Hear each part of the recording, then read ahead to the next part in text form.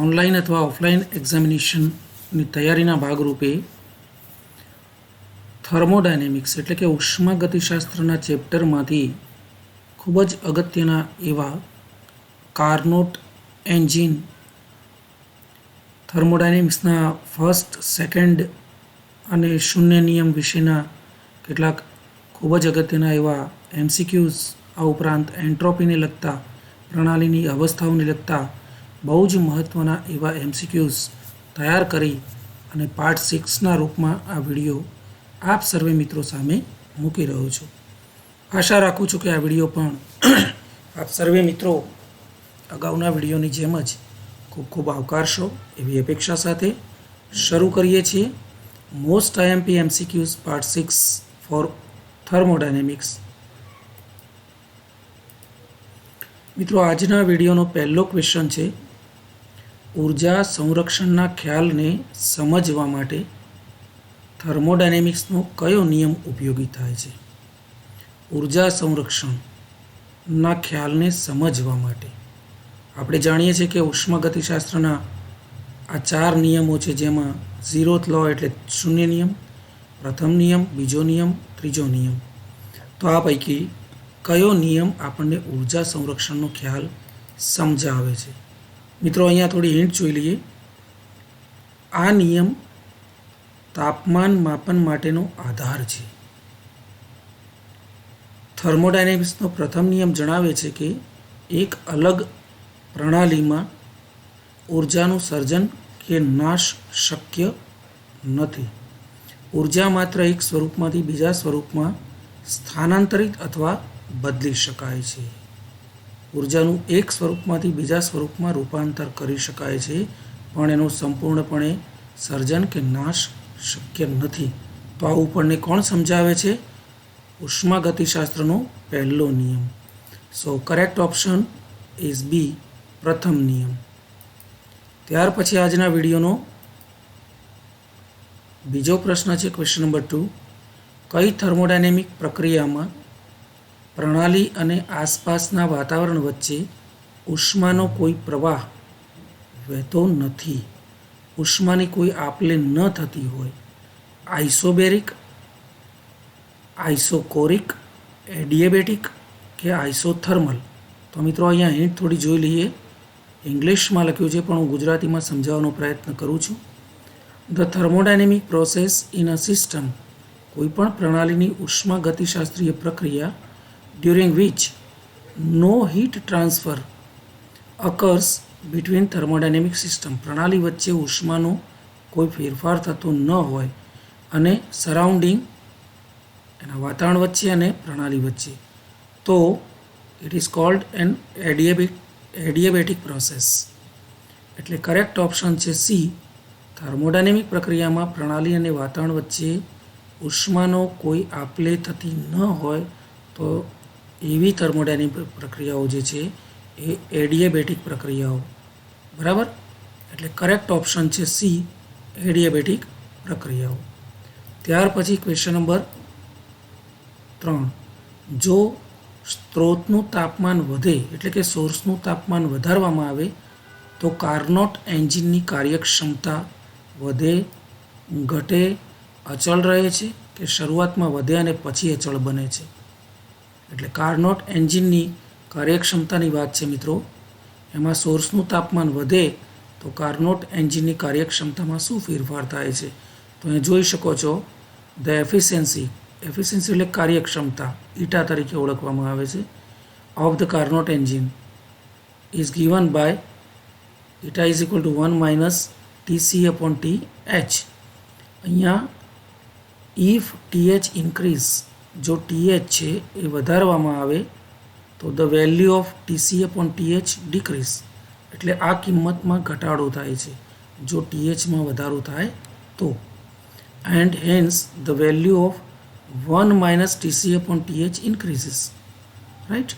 આ આખી ઘટે તો 1 માઇનસ ટીસી અપોન ટીએચની કિંમત વધે છે. If the temperature of the source TH, આ ટીએચ છે એ સોર્સનું તાપમાન છે, ઇઝ ઇન્ક્રીઝડ એટલે કે સ્ત્રોતનું સોર્સનું તાપમાન જો વધારવામાં આવે તો efficiency of the Carnot engine increase એટલે કે વધે છે. સો કરેક્ટ ઓપ્શન ઇઝ એ, વધે છે. દેન ક્વેશ્ચન નંબર 4, એક આદર્શ વાયુ હીટ એન્જિન કાર્નોટના ચક્રમાં, આદર્શ વાયુ હીટ એન્જિન કાર્નોટના ચક્રમાં, આદર્શ વાયુ હીટ એન્જિન વપરાતું હોય એવા હીટ એન્જિન કાર્નોટના ચક્રમાં 227 ડિગ્રી અને 127 ડિગ્રી વચ્ચે કાર્ય કરે છે. ટેમ્પરેચરનો ડિફરન્સ છે 227 ડિગ્રી ટુ 127 ડિગ્રી વચ્ચે કાર્ય કરે છે. તે ઊંચા તાપમાને 6 × 104 જૂલ એનર્જી શોષે છે. 6 × 104 જૂલ શોષી લે છે. તો કાર્યમાં રૂપાંતરિત ઉર્જાનું પ્રમાણ કેટલું હશે? તો મિત્રો આ એક્ઝામ્પલ છે. એક્ઝામ્પલ ગણવાની હિન્ટ હું આપી દઉં છું. અહીંયા જોઈ શકો છો આપ, ગિવન T1 227 ડિગ્રી આપેલું છે, 273 એટલે 500 કેલ્વિન. T2 છે 127 પ્લસ 273 એટલે 400 kelvin. Heat absorbed by the engine Q1 પણ અહીંયા આપેલું જ છે રકમમાં, 6 × 104 જૂલ. તો the efficiency of the heat engine is given by, આ જોઈ શકો છો, eta W/Q1 is equal to 1 - T2/T1.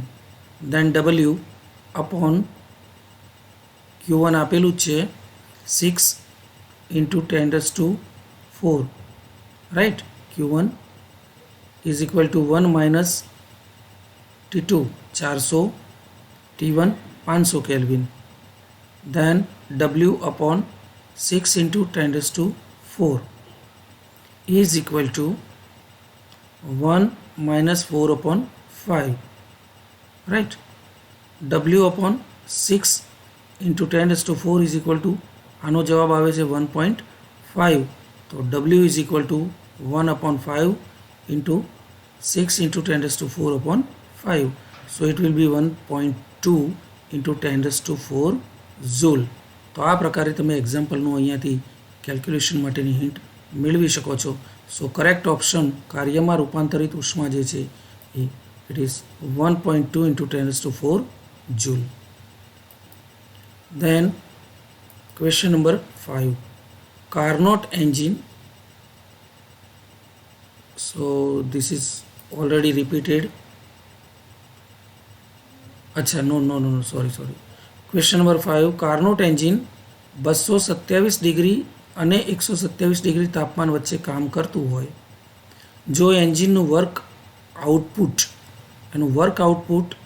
104 joule હોય અને જો ઊંચા તાપમાને સિંકમાં બહાર આવતી ગરમીનું પ્રમાણ 6 × 104 જૂલ હોય તો કાર્યમાં રૂપાંતરિત ગરમીનું પ્રમાણ ખાલી જગ્યા છે.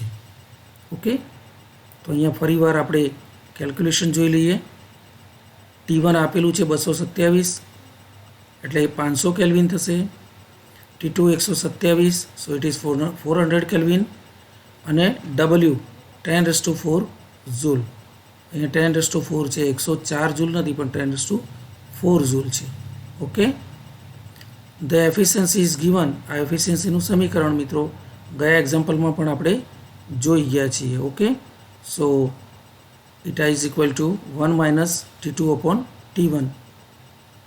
So n is equal to 1 - T2/T1, that is 1 - 400/500, it is 1/5. Then the amount of heat absorbed by the Carnot engine can be calculated. Carnot engine વડે શોષાયેલી જે ગરમી છે, ઉષ્મા છે, એનું પ્રમાણ Q1 W/η 10⁴ છે ડબલ્યુની કિંમત, અહીંયા જોઈ શકો છો. Output upon eta 1/5 is equal to 5 × 10⁴ joule. Okay, so it is the value of Q1. Then the amount of heat rejected. હવે સિંકમાંથી બહાર આવતી ગરમીનું પ્રમાણ આપણે શોધવા, બહાર આવતી ગરમીનું પ્રમાણ અહીંયા આપેલું જ છે. the amount of heat rejected to the sink will be Q2 is equal to Q1 minus W. Okay, then Q2 is equal to Q1 આપણને મળે છે 5 into 10⁴ joule minus W is equal to 1 into 10⁴. W is equal to 1 into 10⁴ joule. So એ બંનેનો જે difference છે that is 4 into 10⁴ joule. So correct answer is C, 4 into 10⁴ joule. This is 1 into 10⁴ joule, 2 into 10⁴ joule, 4 into 10⁴ joule, 5 into 10⁴ joule. So correct option is C. It is 4 into 10⁴ joule. તો મિત્રો અહીંયા આ પ્રકારે hint આપવાનો પ્રયત્ન કર્યો છે. આપ ઘરે થોડી પ્રેક્ટિસ કરી અને પરફેક્શન ઉપર જઈ શકો છો.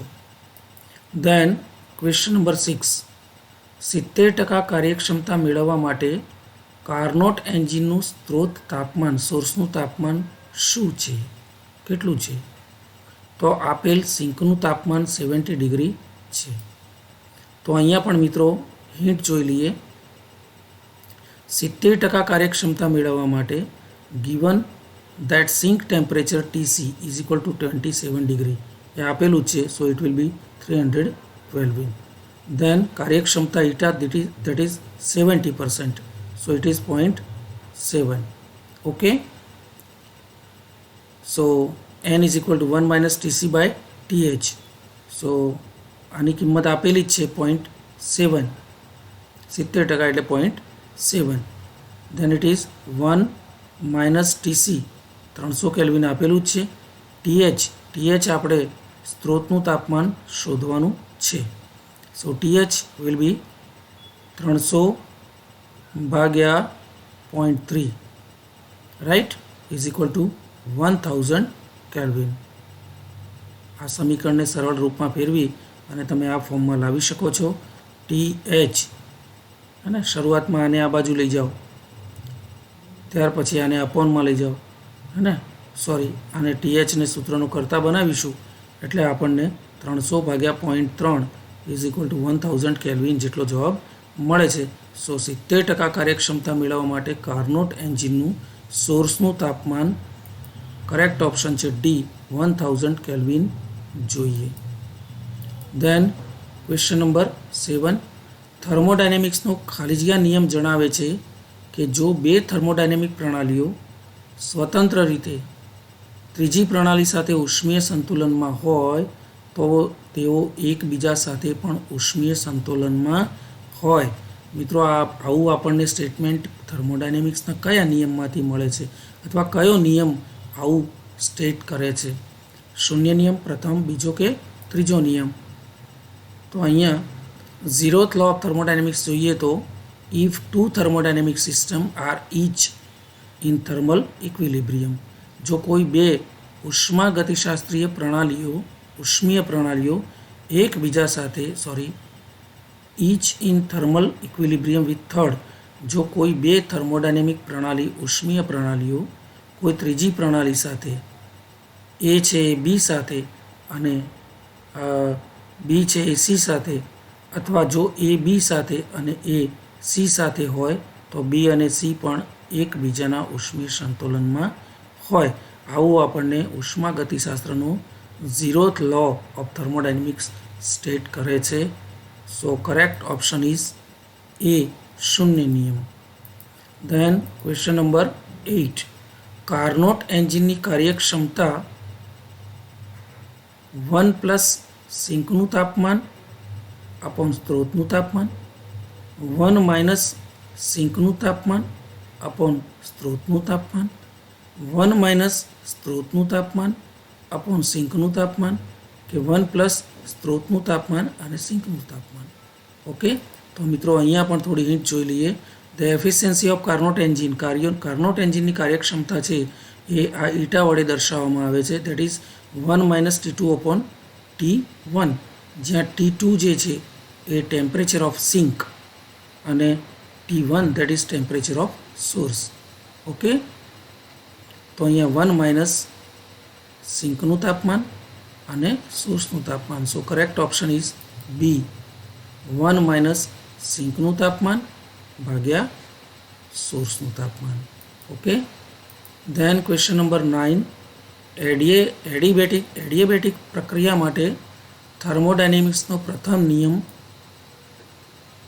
ખાલી જગ્યા છે. મિત્રો, એડિયાબેટિક પ્રક્રિયાઓ થતી હોય તો એવી પ્રક્રિયાઓ માટે થર્મોડાયનેમિક્સનો પ્રથમ નિયમ છે, એનું ગાણિતીય સ્વરૂપ delta U is equal to delta W, delta U is equal to 0, delta U is equal to minus delta W, કે delta U is equal to delta H plus 2 delta W છે. તો આપણે અહીંયા પણ થોડી હિન્ટ જોઈ લઈએ. તો this is the first law of thermodynamics. Delta Q is equal to delta W plus delta U. The work done in adiabatic process between two given end state depends on end state only. જ્યાં delta Q શું છે? Heat supplied to system. Okay, પ્રણાલીની જે ઉષ્મા આપવામાં આવે છે એ છે. ડેલ્ટા ડબલ્યુ શું છે? Work done by the system, પ્રણાલીએ કરેલું કાર્ય છે. Delta U that is change in internal energy of system, પ્રણાલીની આંતરિક શક્તિમાં જે ફેરફાર થાય છે એ છે. ઓકે, અને આ સપ્લાઈડ જે સિસ્ટમને કરીએ છીએ હીટ ઉષ્મા આપવામાં આવે છે એનો ફેરફાર છે.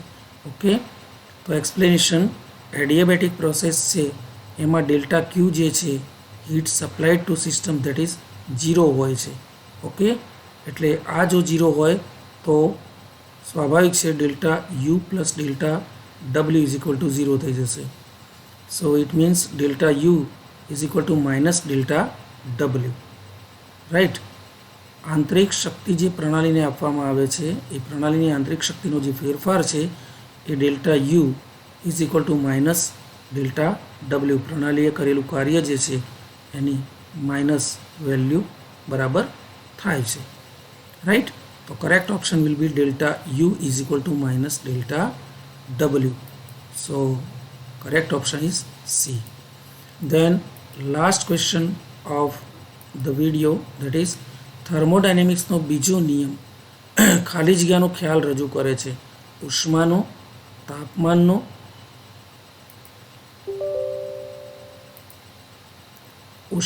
તાપમાનનો, એન્ટ્રોપીનો કે પ્રણાલીની આંતરિક શક્તિનો. થર્મોડાયનેમિક્સનો બીજો નિયમ જે છે એ second law of thermodynamics, that is about the entropy of an isolated system. કોઈ સ્વતંત્ર પ્રણાલી છે એની entropy not in equilibrium will tend to increase over time approaching a maximum value at equilibrium. Right. That is delta S. Delta S એટલે એન્ટ્રોપીનો ફેરફાર is equal to delta Q upon T. Right.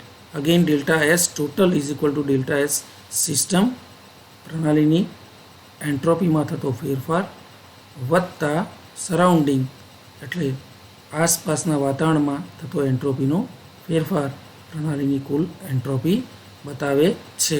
આવું આપણને કોણ કહે છે? થર્મોડાયનેમિક્સનો બીજો નિયમ એ એન્ટ્રોપીને સમજાવતો નિયમ છે.